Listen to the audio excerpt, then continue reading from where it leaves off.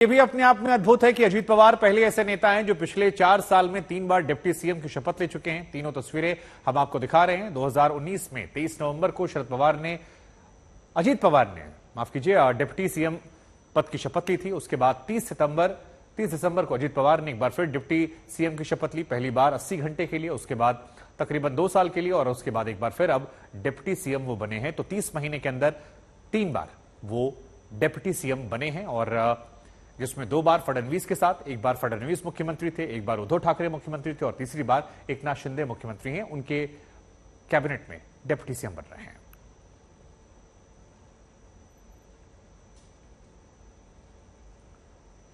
तो ये 3 तस्वीरें आपको दिखा रहे हैं लगातार अजीत पवार डिप्टी सीएम बनते हुए अलग अलग सरकारों में। वैसे आपको जानकारी के लिए बता दें कि आज ही शिंदे सरकार को 1 साल हुए हैं और आज ही अजीत पवार डिप्टी सीएम बन गए। इन दोनों घटनाओं में क्या कोई समानता है? ऐसे तमाम विषयों पर साहिल जोशी ने बातचीत की, हम आपको सुनाते हैं।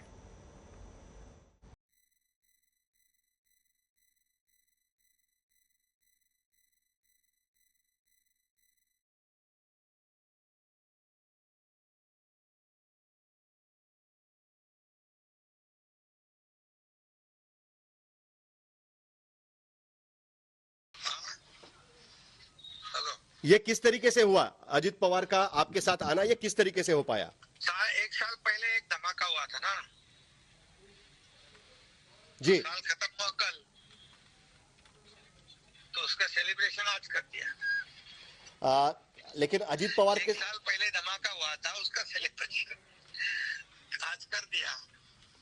लेकिन अजीत दादा पवार जी और उनके सभी विधायक, उन्होंने हमारी जो मोदी साहब के नेतृत्व वाली डबल इंजन सरकार जो मैं और देवेंद्र जी और हमारा मंत्रिमंडल चला रहे थे, डेवलपमेंट कर रहे थे, और उन्होंने डेवलपमेंट के मुद्दे पर, विकास के मुद्दे पर उन्होंने सपोर्ट किया है सरकार को। सरकार में आ गए, मैंने उनका स्वागत कर दिया है। शरद पवार की अभी प्रेस कॉन्फ्रेंस हुई है, उनका ये कहना है कि ये रॉबरी है, ये उनका कहना है कि ये लूट की गई है। तो पहले जब पवार साहब ने 2 बार पहले ऐसा कुछ किया था क्या? वो क्या डाका था क्या? और पवार साहब ये भी कह रहे हैं कि कोशिश कर रहे हैं कि पार्टी उनके साथ में नहीं है, लोग इनके साथ में हैं, सिर्फ विधायक आपके साथ में आए हैं। अरे भैया, वो तो अभी दिखाई पड़ेगा ना सब। अभी इतने बड़े पैमाने पर मेजोरिटी विधायक, एमपी, पार्टी के लीडर तो मैंने देखे उसमें, उनमें तो एक कार्याध्यक्ष भी पार्टी का था, प्रफुल्ल पटेल। वो ये कह रहे हैं कि आपके पार्टी के कुछ लोग जो मंत्री बनने की सोच रहे थे, उनको ये मौका नहीं मिल पाया, उसके वजह से वो नाराज दिख रहे थे जो स्वेरिंग इन सेरेमनी हुआ, क्योंकि उनकी जगह पे अब अजीत पवार के साथ में जो एनसीपी के विधायक आपके साथ आए वो मंत्री बन गए। नहीं, देखिए, हमारे लोग जो है ये कुर्सी और सत्ता की लालच में आए नहीं है। ये जनता की भलाई के लिए सरकार हमने बनाई है। ये लालच और कुर्सी की जो सरकार थी वो 2019 में बनाई थी। वो जनता के जनमत को ठुकरा के बनाई थी। जब शिवसेना भाजपा के गठबंधन वाली चुनाव हुई थी, साथ में हम चुनाव लड़े और सरकार बनाए दूसरे के साथ, ये तो अन्याय हुआ था। और तभी से लोग चाहते थे कि शिवसेना भाजपा का सरकार बने। हम 1 साल पहले सरकार बना दिया और ये सरकार बन गया हमारी कुर्सी और सत्ता की लालच में नहीं। और हमारे जो विधायक हैं वो एक टीम के तरह काम करते हैं और निश्चित रूप से अभी ये जो हमारे शिवसेना बीजेपी के जो विधायक हैं, अभी उनका भी शपथ विधि हो जाएगा। लेकिन उनका यह कहना था कि 1 साल पहले जब आप बाहर निकले तब आपके विधायकों का यह कहना था कि एनसीपी शिवसेना को खत्म करना चाहती है और आज उसी एनसीपी के साथ सरकार में शामिल होना, इसको लेकर सवाल उठा रहे हैं। पवार साहब किधर है हमारे साथ? लेकिन अजीत पवार और एनसीपी के बाकी लोग आपके साथ में हैं। अरे अजीत पवार तो काम करने वाला नेता है ना, उसको तो काम ही नहीं करने देते। आपको कोई तकलीफ नहीं होगी? उनको तो साइड लाइन कर दिया था ना।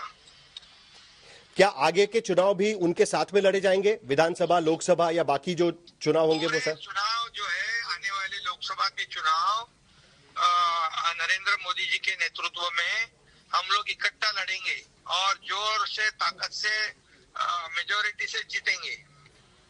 बहुत बहुत शुक्रिया जी। जी। आने वाली, उसके बाद विधानसभा के चुनाव भी जो भी वो भी हम इकट्ठा लड़ेंगे, साथ में लड़ेंगे और मेजोरिटी के साथ जीतेंगे। बहुत बहुत शुक्रिया शिंदे सर, आपने हमसे बात की, इसके लिए आपका बहुत बहुत शुक्रिया। धन्यवाद। अजित पवार के इस कदम ने महाराष्ट्र की राजनीति को एक तरीके से कहें तो धक्का दिया है। अब अलग अलग तरह की बयानबाजियों का दौर है। शरद पवार कह रहे हैं कि अपनी पार्टी को एक बार फिर से खड़ा करेंगे, जनता के बीच जाएंगे और यह भी कि जनता बताएगी कि एनसीपी किसकी है। वहीं शिवसेना आरोप लगा रही है कि बीजेपी ने जो शिवसेना के साथ किया था वही एनसीपी के साथ करने की कोशिश कर रही है। मगर शिंदे गुट कह रहा है कि अजीत पवार को लगातार दबाया जा रहा था और इसी वजह से उन्होंने ये बड़ा कदम उठा लिया।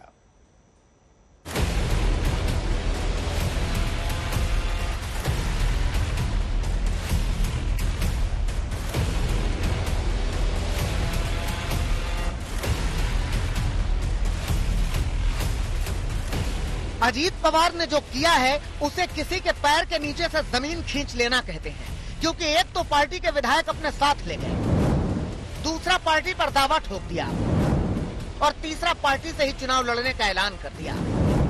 मगर अजीत पवार के इस कदम के बाद जब शरद पवार सामने आए तो उन्होंने कहा कि उनके साथ पहले भी ऐसा हो चुका है, वो फिर से पार्टी को खड़ा करके दिखाएंगे। हा इतरांना नवीन असेल, मला हा नवीन नाही। ये मला आठवतंय की मेरे लिए कोई नई बात नहीं है। निवडणुकीच्या नंतर 1980 में मी या पक्षाचं चुनाव के बाद नेतृत्व करत होतो। त्या पक्षाचे मैं जिस पार्टी का नेतृत्व कर 58 रहा था आमदार निवडून आले उस होते पार्टी के आणि एक 58 एमएलए महिन्यानंतर जीत कर आए थे त्या 58 पैकी और एक महीने के भीतर 6 सोडले, तर उनमें से सगळे मला पक्ष सोडून गेले। 52 विधायक मुझे छोड़कर चले गए थे। सगळे शरद पवार ने बताया कि विपक्षी दलों के नेताओं से उनकी बात हुई है और सब लोग उनके साथ हैं। ये जनता तय करेगी कि पार्टी किसकी है। अनेकांचे फोन येतात, आणि मुझे देश में से कई लोगों के देश के अलग अलग नेताओं के फोन आए हुए हैं आमचा साथ तुम्हाला आहे। और उन्होंने मुझे कहा है कि हम सब लोग इस स्थिति में एक साथ हैं। आता तिथे येण्याच्या पूर्वी ममता बॅनर्जींचा फोन आला, काँग्रेसचे मुझे अभी ममता बनर्जी का फोन आया था, त्यांच्याकडनं माहिती मिळाली, आणखी अनेक मल्लिकार्जुन पक्षाचे खड़गे नेते का फोन आया था आज या देशामध्ये और कई नेताओं का मुझे फोन आ शक्ती चुका उभी है करावी याची आवश्यकता आहे असं और म्हणणार हम एक नया पर्याय तैयार करने की कोशिश कर रहे हैं। मी अजित अनंतराव पवार गांभीर्यपूर्वक दृढकथन करतो की लेकिन महाराष्ट्र की राजनीति में ये जो घटना घटी है वो सियासी जमातों को हिला देने वाली है। मुख्यमंत्री एकनाथ शिंदे को लगता है कि अब उनकी सरकार और मजबूत है। बिल्कुल अजीत पवार जी के साथ में उनके पार्टी के मेजोरिटी विधायक, एमपीज और नेता सभी लोग हैं, क्योंकि अजीत दादा एक विकासाभिमुख काम करने वाला एक नेता है, विकास के ऊपर विश्वास रखने वाला नेता है और इसलिए प्रशासन का भी उनको अच्छा अनुभव है और निश्चित रूप से इसीलिए उनका साथ सभी लोगों ने दिया है। जब किसी कर्मठ नेता, जो कार्यकर्ता जो दिन रात काम करता है, उसको दबाया जाता है, साइड लाइन किया जाता है, तब ऐसी घटना होती है। इतना ही नहीं, महाराष्ट्र के मंत्री कहते हैं कि अजीत पवार के साथ सिर्फ विधायक ही नहीं बल्कि एनसीपी के एमएलसी और बाकी के नेता भी हैं। मुझको जो पता चला है वो 40 विधायकों का समर्थन उनको मिला है। एमपीज भी उनके साथ है, एमएलसी भी उनके साथ है। अजीत दादा एक बड़े लीडर है और उन्होंने महायुति में शामिल होने का निर्णय लिया है। शिंदे गुट फूला नहीं समा रहा है। उसे लगता है कि शरद पवार और उद्धव ठाकरे को और ज्यादा कमजोर कर दिया गया है। आने वाले लोकसभा चुनाव और फिर विधानसभा चुनाव में बीजेपी और शिंदे गुट मिलकर ज्यादा जोरदार प्रहार करेगा। बाकी अजीत पवार की तमन्ना बहुत पहले से थी सरकार में आने की, अब उनकी तमन्ना पूरी हुई है। राजनीति में अगर ऐसे खेल नहीं चला तो राजनीति किसे कहेंगे। इसलिए आज अजीत दादा ने जो बहुत दिनों की उनकी जो तमन्ना थी, जो उनकी घुसमट हो रही थी, जो उनको दबाया जा रहा था, उसमें से वो आज बाहर आए और खुल के उन्होंने आज शपथ ली, सवेरे के लिए, दोपहर के लिए और सबके सामने ली। लेकिन उद्धव गुट वाली शिवसेना के सांसद संजय राउत अलग थ्योरी लेकर हाजिर हुए हैं। राउत की माने तो शिंदे सरकार पर खतरा मंडरा रहा था, इसीलिए ऐसा कदम उठाया गया, मगर फिर भी ये सरकार ज्यादा दिन नहीं चलेगी। जो मुख्यमंत्री है आज के मिस्टर एकनाथ शिंदे, उनके ऊपर जो डिस्क्वालिफिकेशन की जो तलवार लटक रही है, वो जल्दी ही गिरने वाली है। उनके साथ 16 विधायक जो शिवसेना से फुट कर गए थे वो डिस्क्वालीफाई हो जाएंगे और सरकार अनस्टेबल हो जाएगी। उसके लिए ये नया सपोर्ट लिया है। और मैं और एक बात कहता हूं, अभी चंद दिनों में महाराष्ट्र को और एक मुख्यमंत्री मिलेगा। महाराष्ट्र में जो हुआ उसने साबित कर दिया है कि सिर्फ क्रिकेट ही अनिश्चितताओं का खेल नहीं है, बल्कि सियासत भी अनिश्चितताओं वाला खेल है, जिसमें कब क्या हो जाए कोई नहीं जानता। साहिल जोशी, दीपेश त्रिपाठी और ऋत्विक भालेकर, मुंबई आज तक।